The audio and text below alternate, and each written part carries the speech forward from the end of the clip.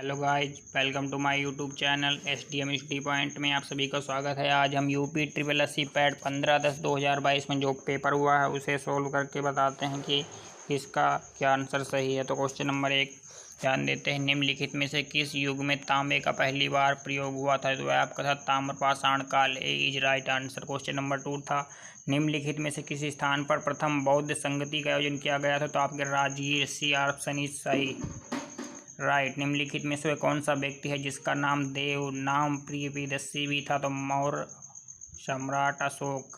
Question option A right. चौथा है, संगमरम पर पितरा या रंगीन पत्थर की जड़ाई का काम किसने समय में बहुत लोकप्रिय हुआ? तो आपके शाहजहां।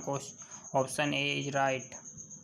क्वेश्चन नंबर 5 की ओर देख लेते हैं। जब ईस्ट इंडिया कंपनी की स्थापना हुई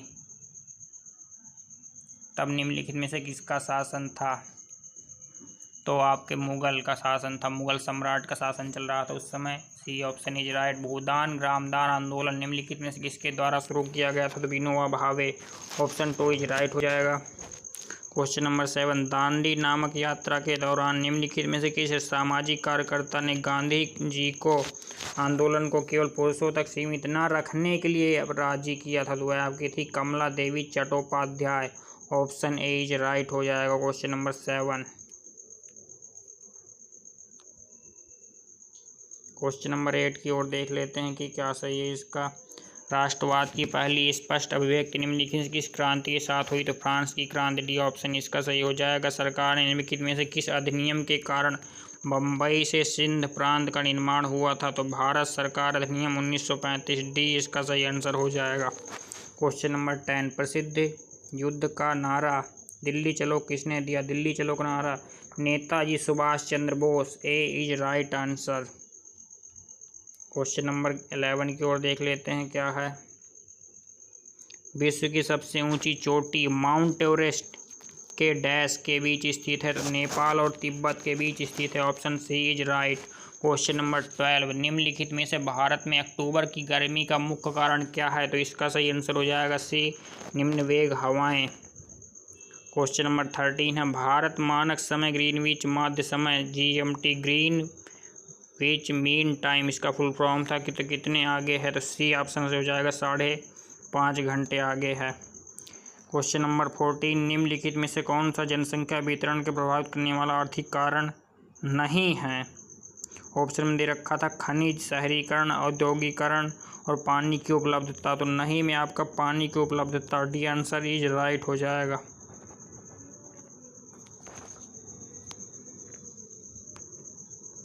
क्वेश्चन नंबर 15 की ओर ध्यान देते हैं, इसका क्या होगा। निम्नलिखित में से किस नदी को बिहार का शोक? तो बिहार का शोक आपको कोसी नदी। डी ऑप्शन इज सही। भारत की पंचवर्षीय योजनाओं को अंतिम स्वीकृति निम्नलिखित में किसके द्वारा? तो अंतिम स्वीकृति जो दी जाती है राष्ट्रीय विकास परिषद, नेशनल डेवलपमेंट कमीशन, इसके द्वारा दी जाती है। ये ऑप्शन सही हो जाएगा आपके।